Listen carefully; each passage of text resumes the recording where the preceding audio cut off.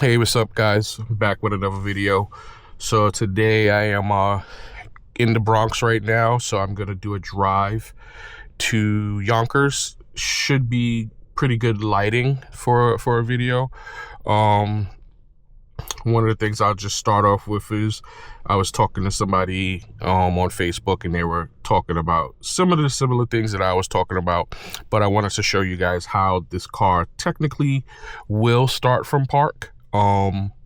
It's not the same where you can just tap on the screen and start from park. But so for example, you can see the steering wheel for the yoke is there. So anytime that is there, then you can activate FSD. So we're just going to activate FSD and see what it does. So as you see, it immediately took off from the parking spot.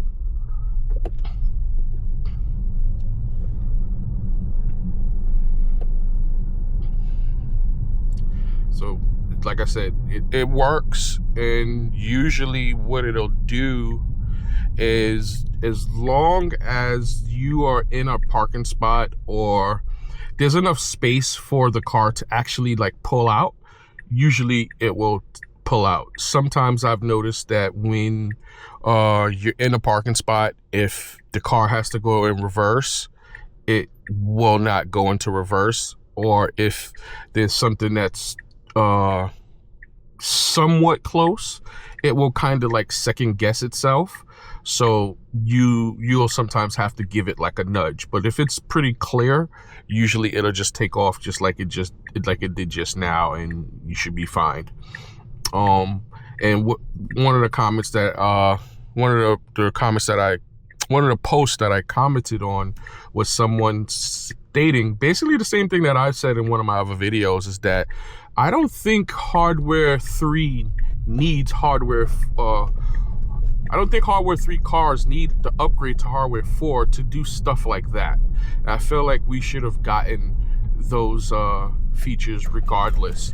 We don't need the new hardware to do start from park when the car technically can actually do it. So this is a little bit of a hectic area. Usually most collision shops always have crazy parking, cars all over the place, double park, this and this and that. So let's see how FSD handles this. So it's taken with precaution. It does a good job to me. Like I said, cars coming out from every which way. Now we gotta make a right turn. So what is this van? This bus needs to come out more. Give me some space to actually turn. Go ahead, FSD, go ahead. I'm not nudging. I just want to see how FSD handles this issue. Pretty good. I probably would have done it a little faster, but still no big deal. But yeah, Hardware 3 cars do not need a upgrade just to do stuff. Let me raise suspension. Turn the radio on instead of raising suspension. Hardware 3 cars do not need the Hardware 4 upgrade to do stuff like start from park. I just think that's a straight up limitation from Tesla. So look at this situation. Guy coming on a scooter, can't really see because this car, so it's gonna inch out a little bit or wait till it's see, and then it should take off. Yes, there we go. And also now we gotta yield for this car. So a little bit of hectic situations, and FSD to me definitely handled it pretty good. But yeah, I don't think Hardware 3 cars need an upgrade just to do stuff like that. To me, that makes no sense, because the car is very willingly capable of doing it. The fact that these cars can't even go in reverse just doesn't make any sense, because if I could pull up to a parking spot and turn on auto park and let it go in reverse and park in parallel park, or pull into a parking spot or reverse into a 90-degree angle parking spot, then there's no reason that the car should not be able to go in reverse to be able to pull out of, to do start from park. Or in certain situations when, like say for example, if you're leaving a location that is a dead end, right? And sometimes if you're leaving a location that's a dead end, you might be pointed towards the dead end. So with a Hardware 3 car, you would have to either do the U-turn yourself. Well, not either. You have to do the U-turn yourself because the car will not engage in a U-turn and go in reverse, which, once again, that is just limitations that they are putting on it. You don't need a hardware 4 upgrade to go in reverse. The car can technically go in reverse. It's just that they're limiting it rather. So that was what I was commenting on Facebook, and the guy had the same kind of sentiment, and I agree. Like, we don't need hardware 4 to get stuff like start from park, find a parking spot once you get to your location. We don't need a hardware 4 for that. They should have given us that the same way they brought it out for hardware 4. They could have brought it out for hardware 4 and then trickled it down to hardware 3. That would have been perfectly fine. I don't mind being second fiddle to hardware 4, as in the sense of, yeah, any software in any devices, they usually give the latest software to the newer devices first, and I'm fine with that. But we still should get it, because just like with iPhones, just like with, let me mute that, just like with even any Android, Samsung, Galaxy phones, anything like that, when the new iOS comes out, usually the newer devices get it. The year previous devices, they will get it once they make it work for the previous years, because the specs with phones is a little bit different, because the specs, well, it's kind of the same. The specs are not exactly the same, so you do have to kind of like tailor. But in this case, for example, this is not a hardware limitation feature. So a Galaxy iPhone, the iPhone 17 Pro is the latest one, right? It's the latest iPhone. The 16 Pro would get a feature that does not have, that is nothing to do with hardware limitation. If the hardware can actually do it, they would give that feature to it, right? So I don't understand why Tesla hasn't just given us those features. Hardware for version 14 Lite is supposed to be a little bit different. It is supposed to be, they found a way to, take what the cameras are seeing and be able to duplicate, like similar to what hardware 4 is doing. It's not gonna be hardware 4, but it's gonna be like similar to the processing. I forgot what the technical terms is, but they basically were, hardware 3 cars will be able to do what hardware 4 cars can, vision wise, but on a lesser level. It's not going to be as fast, because hardware 3 cars, the cameras are not as good as a hardware 4 car. So with that being said, I understand that portion, but for me to start from park, I don't need a hardware 4 car. I don't need version 14 Lite to do that. So that should have been given to us early. I even mentioned that a while ago in one of my other videos. But because the cars technically even do it, it's just that it would be nice to have that function on my screen and to tap it, and then have the find a parking spot function as well. That would complete, like I said in my other video, if I could get start to park, find a parking spot, the way FSD is right now, I'm happy with that. I mean, I don't mind waiting until unsupervised until that truly comes out, because the way the car is now, they'll make small increments and small changes. I don't mind those as well neither. Yeah, sometimes the car pisses me off, does some silly stuff. It is what it is. I'm pretty sure I piss people off when I'm driving, because I probably do some stupid stuff too. So the main thing, and I'll say it over and over, is just consistency.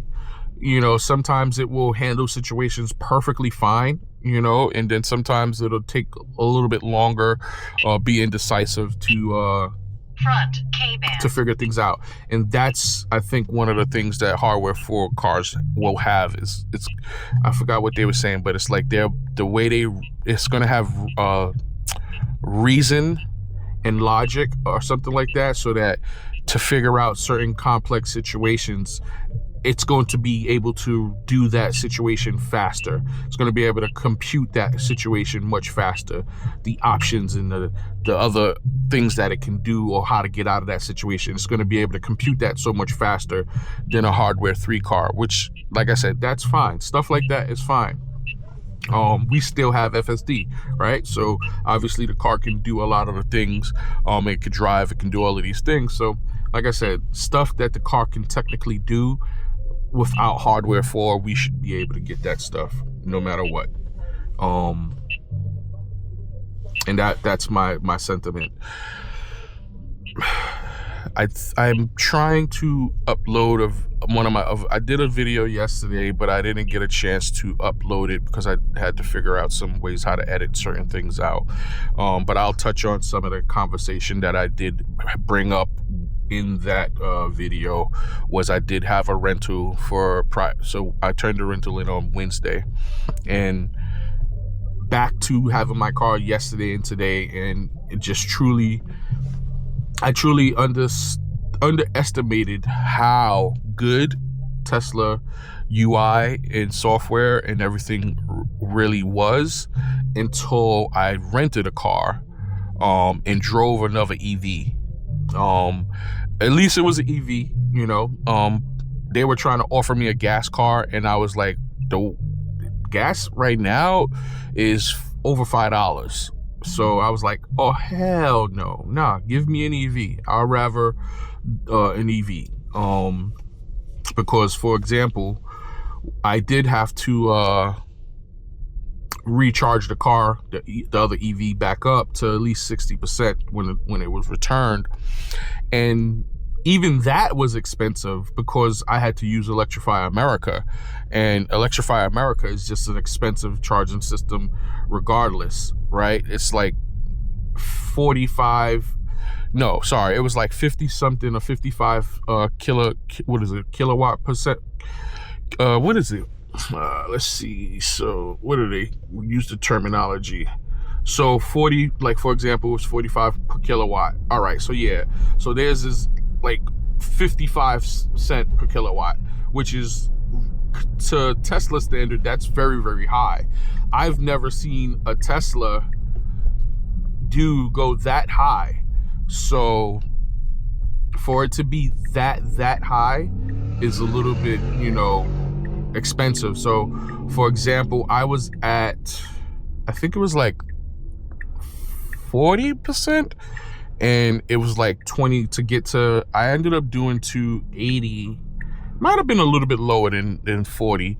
I did go to only 80, but that was like $23, which that's a lot for coming from a Tesla, because I would spend $23 or less, honestly, going from 10 to 80, right? So because sometimes what I do is, just like with gas, you look for the cheapest, supercharger. If I'm not home charging or whatever, I look for the cheapest supercharger, and sometimes I can get one for 30 cents, 33 cents, 34 cents, 35, even 40 cents is still cheaper than 55, right? So if I'm charging from 10 to 80%, which is not even always ideal, I only honestly use superchargers in a pinch. Like if I've done a lot of miles that day, and I don't want to get back home with very, very low charge,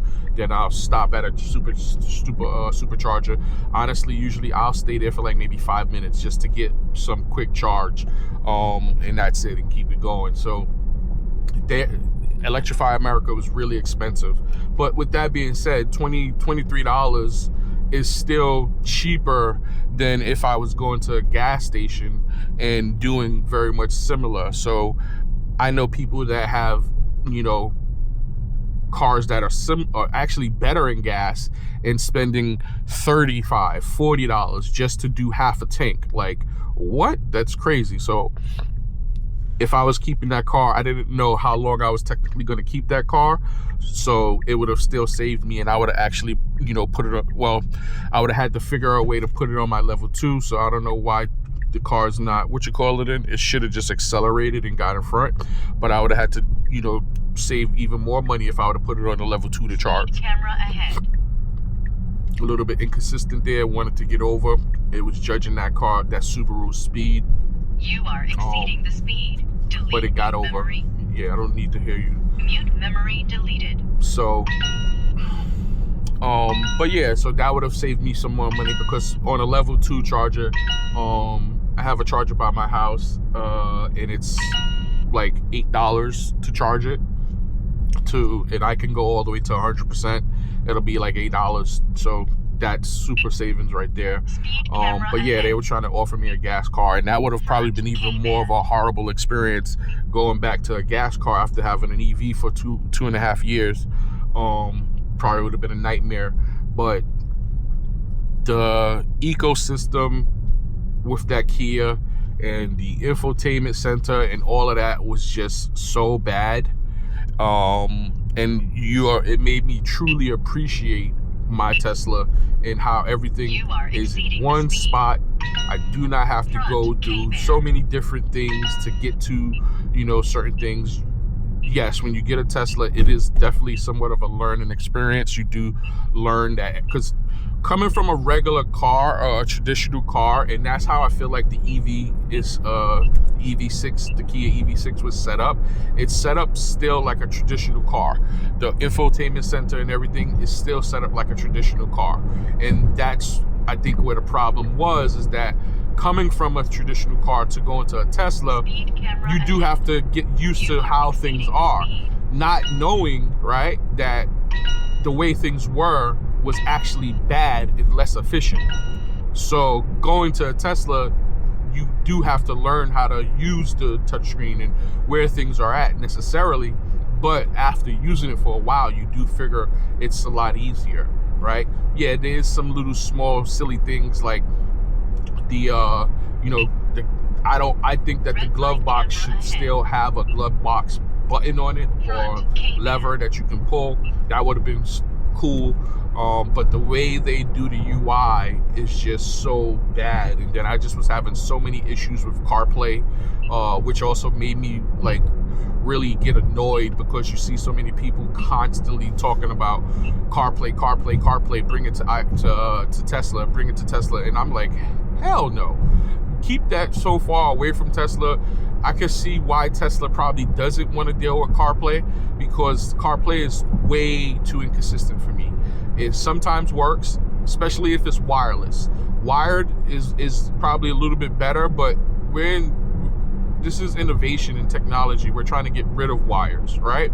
So with wireless CarPlay, I had it in my previous cars, and it would work sometimes and it would not. Sometimes it would, if I'm listening to the radio, if I get a phone call and then I come back, now the radio wouldn't be playing. I wouldn't hear anything from the radio. Then I would have to disconnect CarPlay, reconnect CarPlay. Sometimes it would start playing my YouTube music and not the radio, not my 105.7 or whatever. So then what I was having issues is that I would put in the navigation, and on my iPhone, it was saying an hour and 15 minutes. On my Android, it was saying 45 minutes. Didn't make no damn sense. It's literally the same to the destinations, and it was given 2 different times. So what I would do is, when I would get in the car, I would plug in one, see what the destination, the time of arrival is, and then I'll put the same GPS in the other phone and see who had the quicker time, and whichever one had the quicker time, I would plug that one up, because that car also didn't have wireless. So I ended up having to buy a Type-C USB for it to work. But that's what I would do, is whichever one had the fastest one, I would plug that one up. The other thing is tolls. When I was trying to select avoid tolls, the first time it worked, but then it didn't work after that. Like, I could not, even though I had avoid tolls selected, it was still showing me the toll route. So basically I had to do the same thing, plug in the other phone, because the other phone seemed to work, and then use it that way. So I am totally against CarPlay. CarPlay is good for cars that do not have any type of map system that's actually good. Yes, Tesla's map system sometimes is inaccurate, but that is all map systems, right? Really don't, I'm back, but I really don't understand why this camera keeps overheating so much. And it's only 66 degrees outside, so I don't get it. Just in 8K, it records in 8K, and it gets that hot, that now it's seeming not to be able to go longer than 20 minutes, because we're only 7 minutes from my destination, so I'm surprised. You guys didn't really miss much neither. So we're actually only 7 minutes from my location. So far the drive has been pretty good. Haven't had any issues. Only thing that I could say I would possibly a little bit complain about was when I was getting onto the highway. It didn't do what it normally does, is just be aggressive and get into get onto the highway like it should have. But that's fine. It waited for that car to pass to get behind it. But other than that, so far the drive has been perfect. I haven't had to really intervene too much. But also, back to what I was saying about the UI, or the software for the Kia EV6. It was just somewhat horrendous to me. The way they implemented things, even when I was charging the car, like, it just doesn't make sense. Like with Tesla, when you plug the car in, it automatically takes you to your charging and your charging stats. Like, it shows you right there, and you can interact and you can change your charge limit. The EV, it did show you your charging, but to interact with it, you had to go pull up. You had to dig deep into the to pull up the folder to look into that information to try to set the charge limit, which took me so long. Like it just, I don't know. Like, when I go on here, I tap the car, charging, boom, right there. Don't gotta go crazy. I don't gotta do anything, I don't gotta go into any other subfolders and things like that. It is literally just right there. Boom. Anything on that, and that's why I said some people that come to Tesla and they don't like that everything is in one spot, but I like it. Everything is in here, and it is quick to get to there. So yes, some of the things you got to figure out which folder they're technically in, but like suspension, you want suspension, boom, right there.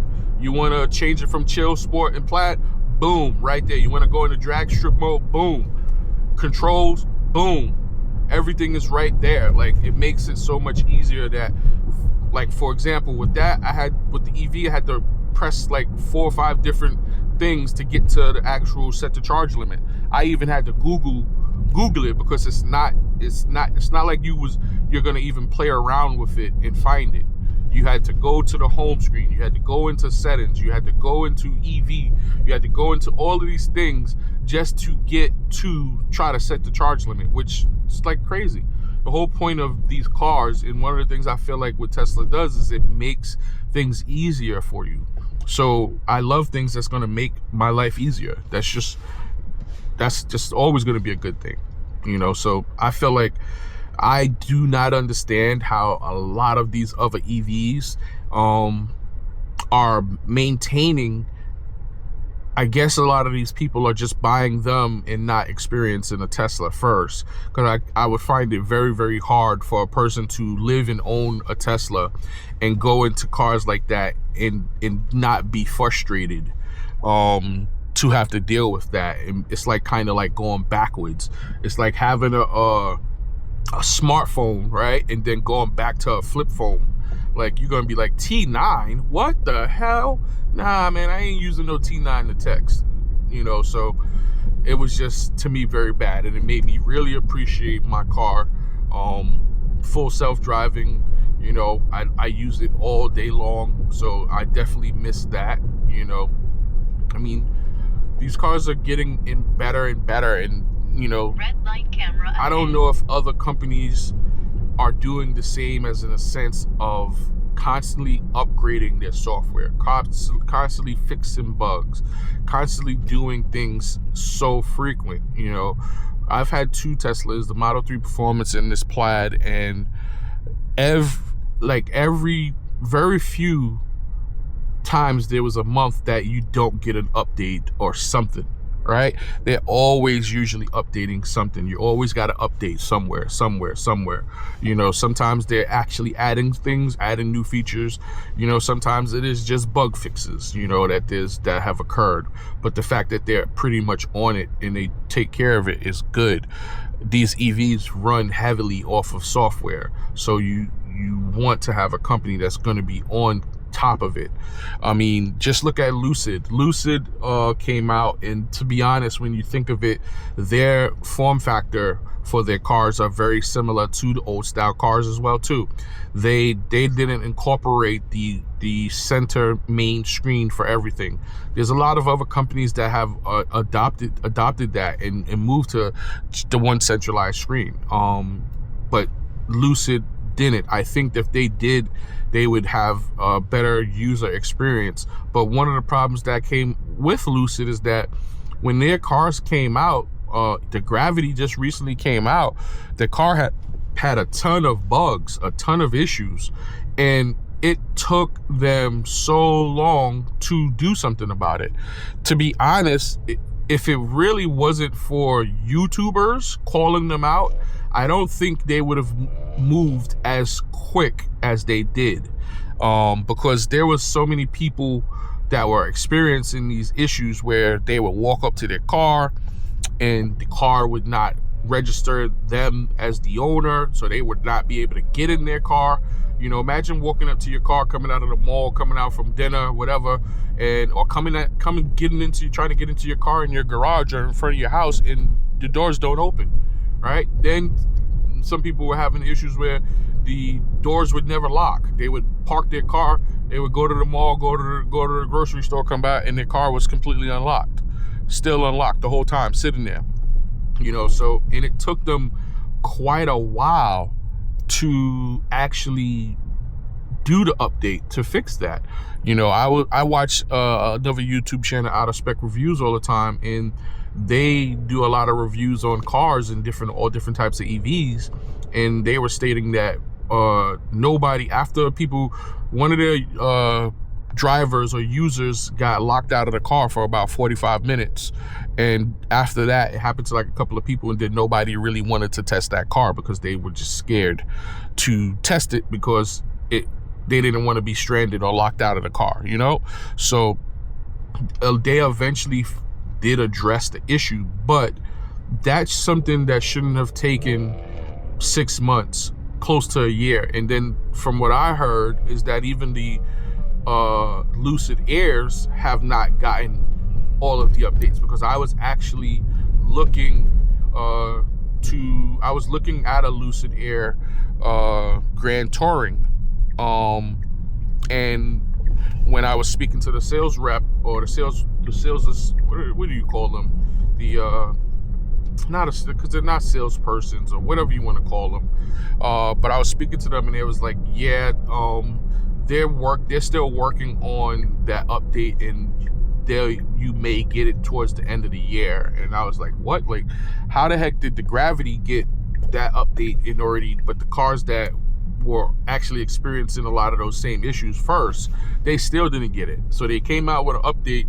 software update that fixed the Gravity but didn't fix the Lucid Air. So there was people waiting for that. So we are arriving. Let's see what it's going to do.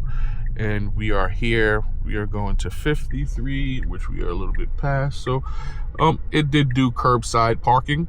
So that concludes our drive for today, and you guys heard enough of my rambling. If you like want to see more videos, you can subscribe. Probably the icon should be right here, and if you want to look at other videos, the icon should be over here. Thank you. Enjoy the rest of your day, guys.